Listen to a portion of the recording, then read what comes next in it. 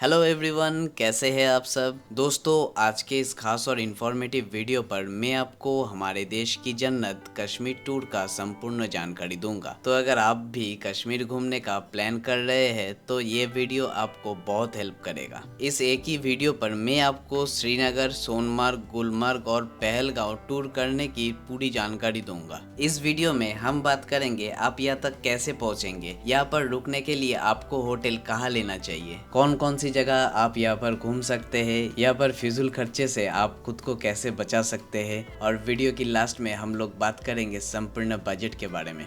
तो कश्मीर ट्रिप से related A to Z information जानने के लिए इस वीडियो को एक बार पूरा ज़रूर देखिएगा। दोस्तों, कश्मीर अपने स्नो से कवर्ड माउंटेन, लेक, गार्डन के लिए बहुत ही ज़्यादा फेमस है। हर साल करोड़ों टूरिस्ट कश्मीर पर टूर करने के लिए जाता है। चलिए तो फिर एकदम शुरू से शुरू करते हैं और जान लेते हैं आप कश्मीर तक कैसे पहुंचेंगे। दोस्तों, कश्मीर घूमने के लिए हमें सबसे पहले श्रीनगर तक पहुंचना पड़ता है। श्रीनगर तक आप कार, ट्रेन, बस और फ्लाइट के माध्यम से बहुत ही आराम से पहुंच सकते हैं। सबसे पहले बात कर लेते हैं आप ट्रेन के माध्यम से कैसे श्रीनगर तक पहुंच सकते हैं। श्रीनगर का सबसे nearest railway station Jammu Tawi railway station है। देश की हर एक प्रमुख रेलवे स्टेशन से आप जम्मू तवी रेलवे स्टेशन तक डायरेक्ट पहुंच सकते हैं। जम्मू तवी रेलवे स्टेशन से श्रीनगर का डिस्टेंस लगभग 250 किलोमीटर का है। जम्मू तवी रेलवे स्टेशन से श्रीनगर तक आप बस या फिर कार के माध्यम से पहुंच सकते हैं। अगर आप बस के माध्यम से जम्मू टू श्रीनगर पहुंचना चाहते हैं तो आप जम्मू रेलवे स्टेशन के बाहर से बस ले सकते हैं। नॉन एसी बस के लिए आपको 550 से 600 रुपया तक देना पड़ता है। वही अगर आप एसी बस से श्रीनगर तक पहुंचना चाहते हैं तो आपको 800 से 1000 रुपया तक देना पड़ सकता है। अगर आप फ्लाइट से ट्रैवल करना चाहते हैं तो श्रीनगर में इंटरनेशनल एयरपोर्ट है। आप फ्लाइट के माध्यम से बहुत ही आराम से श्रीनगर तक पहुंच सकते हैं। बहुत सारे छोटे बड़े टनल को पार करते हुए इस सुंदर सफर को पूरा करके आप पहुंच जाएंगे श्रीनगर। अब हम लोग बात कर लेते हैं आपको श्रीनगर में कहाँ होटल लेना चाहिए। दोस्तों, वैसे तो आप श्रीनगर में कहीं भी होटल ले सकते हैं, लेकिन डल लेक श्रीनगर का मेन टूरिस्ट अट्रैक्शन है, तो आप कोशिश कीजिएगा डल लेक के आसपास कम से कम 1 किलोमीटर के अंदर होटल लेने के लिए। दोस्तों, आपको डल लेक के सामने बहुत सारे होटल मिल जाएगा, मगर डल लेक के एकदम सामने होटल का प्राइस बहुत ही ज्यादा हाई रहता है। आप डल लेक से जितना दूर जाएंगे होटल का प्राइस उतना ही कम होता रहेगा। यहाँ पर आपको 800 से 10,000 रुपये तक के अंदर रूम देखने को मिल सकता है, तो आप अपने बजट के हिसाब से होटल ले लीजिएगा। दोस्तों, आप चाहे तो डल लेक के ऊपर बने हाउस बोट पर भी स्टे कर सकते हैं। इसका भी एक्सपीरियंस बहुत ही ज्यादा खास रहता है। हाउस बोट पे स्टे करने के लिए आपको पर नाइट 2000 से 10,000 रुपये तक देना पड़ सकता है। तो चलिए अब हम लोग बात कर लेते हैं यहाँ पर घूमने का सही तरीका क्या रहता है।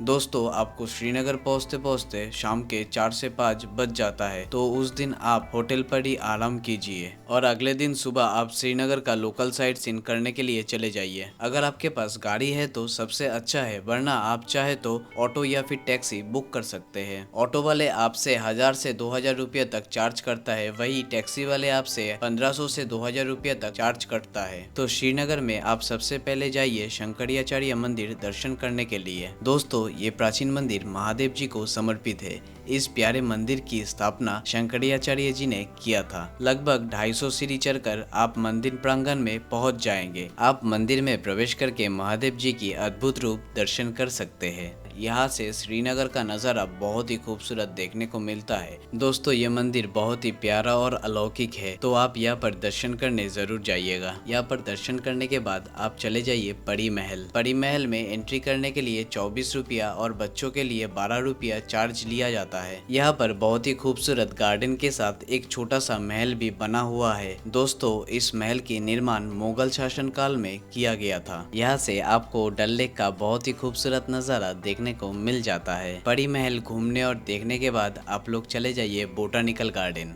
बोटानिकल गार्डन श्रीनगर का एक पॉपुलर पिकनिक स्पॉट है। ये गार्डन बहुत ही खूबसूरत है। बोटानिकल गार्डन के पास में वर्ल्ड फेमस ट्यूलिप गार्डन है। दोस्तों, ये ट्यूलिप गार्डन एशिया का सबसे बड़ा ट्यूलिप गार्डन है। यहाँ पर आपको 75 रुपया एंट्री फी लगता है। दोस्तों, ये ट्यूलिप गार्डन साल में कुछ ही दिनों के लिए ओपन रहता है। हर साल मार्च से लेके अप्रैल तक ही ओपन रहता है। यहाँ पर आपको 75 किस्म के 17 17 लाख से भी अधिक ट्यूलिप फूल देखने को मिल जाता है। अप्रैल मंथ पे यहाँ पर ट्यूलिप फेस्टिवल होता है, तो आप अगर अप्रैल मंथ पे जा रहे हैं तो आप ट्यूलिप गार्डन में बहुत ज्यादा एंजॉय कर सकते हैं। इन सभी प्लेसेस में घूमने के अलावा आप नेहरू गार्डन और शालीमार पार्क भी घूमने के लिए जा सकते हैं। तो इन सभी गार्डनों पे घूमने के बाद आप चले जाइए कश्मीर की शान डल लेक पे शिकारा राइड करने के लिए। श्रीनगर में आप अगर डल लेक पर शिकारा राइड नहीं करते हैं तो आपका ये कश्मीर राइड अधूरा रह जाता है। डल लेक में बहुत सारे घाट है, आप किसी भी घाट से शिकारा ले सकते हैं। वैसे तो यहाँ पर शिकारा राइड करने के लिए बहुत ही ज्यादा चार्जेस मांगा जाता है,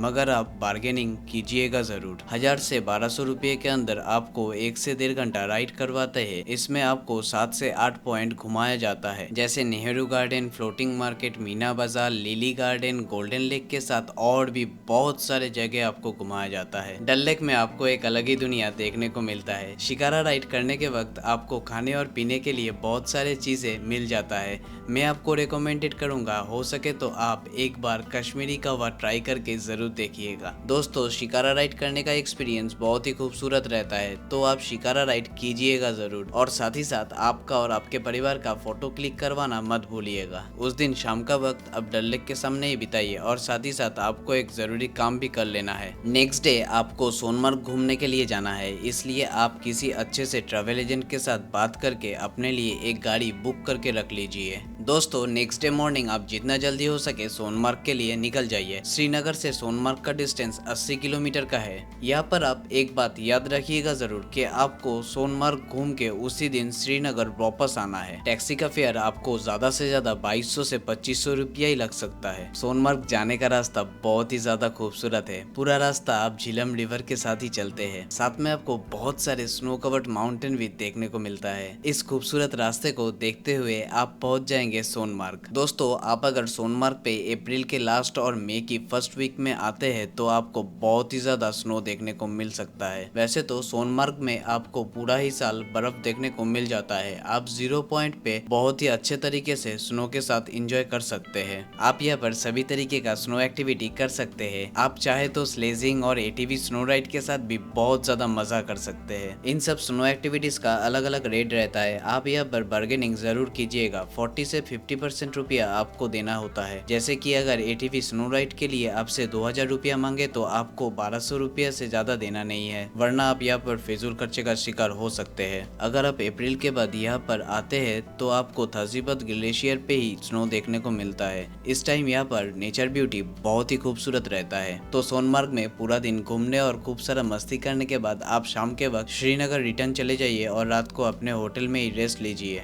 नेक्स्ट डे मॉर्निंग आप चले जाइए पहलगाम घूमने के लिए। श्रीनगर से पहलगाम का डिस्टेंस 90 किलोमीटर का होता है। पहलगाम जाने का रास्ता भी बहुत ही खूबसूरत है।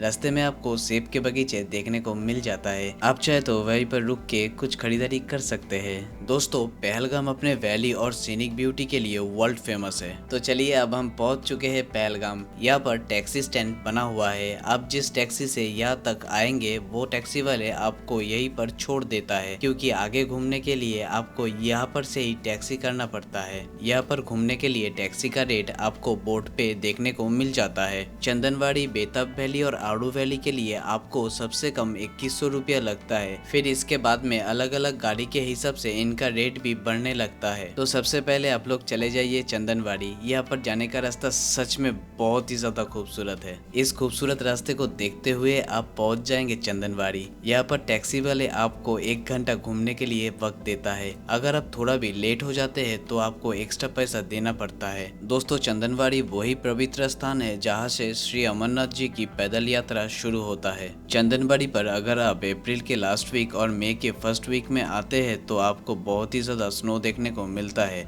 आप बहुत ही अच्छे तरीके से यहाँ पर स्नो में एंजॉय कर सकते हैं।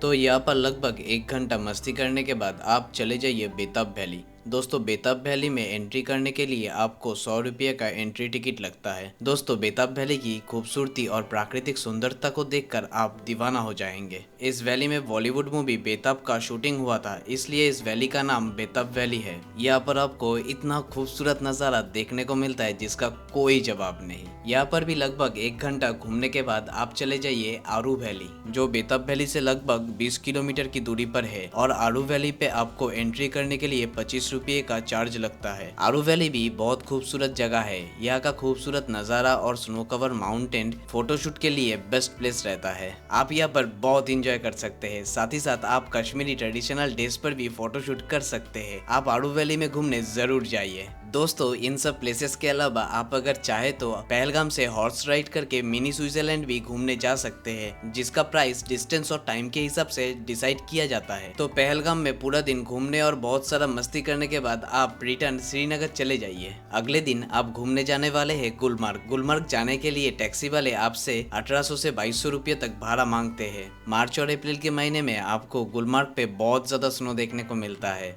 अगर आप अप्रैल के बाद यहाँ पर आते हैं तो आपको और भी ज़्यादा खूबसूरत नज़ारा देखने को मिलेगा। यहाँ का ग्रीनरी और सीनिक ब्यूटी आपका दिल जीत लेगा। गुलमर्ग में जाकर आप गंडोला राइड जरूर कीजिएगा। इसका भी एक्सपीरियंस बहुत ही ज़्यादा खास रहता है। गंडोला राइड में फर्स्ट फेज का price 944 rupees and second phase का प्राइस 2070 रुपीज़ रहता है पर पर्सन के हिसाब से। अगर आप गर्मी के मौसम में यहाँ पर आ रहे हैं तो फिर आपको first phase and second phase में सिर्फ बर्फ देखने को मिलेगा यहाँ पर। और एक बात आप याद रखिएगा, आपको गंडोला राइड की बुकिंग कम से कम 15 दिन पहले ऑनलाइन से कर लेना है। तो फिर गुलमर्ग में पूरा दिन मौज मस्ती करने के बाद आप श्रीनगर वापस चले जाइए। ठीक ऐसे ही इन्हीं सब प्लेसेस को कवर करने के बाद आप नेक्स्ट डे जम्मू और उसके बाद अपने अपने घर के लिए रिटर्न कर सकते हैं। तो चलिए अब हम लोग बात कर लेते हैं सबसे जरूरी क्वेश्चन बजट के बारे में। दोस्तों, मैं मान के चलता हूँ आप कम से कम 2 लोग यहाँ पर आएंगे ही आएंगे। और अगर आप 6 डेज 5 नाइट का प्लान बनाते हैं तो आप मान के चलिए आपको 2 लोगों के लिए 25 से 30 हजार रुपया प्लस ट्रेन टिकट, इतने बजट के अंदर आप बहुत ही अच्छे तरीके से आपका कश्मीर ट्रिप कंप्लीट कर सकते हैं। तो दोस्तों, यहाँ पर मैं आपको कश्मीर टूर से रिलेटेड हर एक इन्फॉर्मेशन देने की कोशिश किया। फिर भी अगर मुझसे कोई टॉपिक छूट गया है तो आप मुझे कमेंट सेक्शन में पूछ सकते हैं, मैं आपको रिप्लाई जरूर करूंगा। आपको ये वीडियो कैसा लगा और आप ये वीडियो कहाँ से देख रहे हैं कमेंट सेक्शन में जरूर बताइएगा। अगर आपको ये वीडियो अच्छा लगा है तो आप मुझे एक लाइक से मोटिवेट जरूर कीजिएगा। तो चलिए दोस्तों, फिर से मिलते हैं ऐसे ही किसी इन्फॉर्मेटिव वीडियो पे। तब तक के लिए अलविदा मेरे दोस्तों।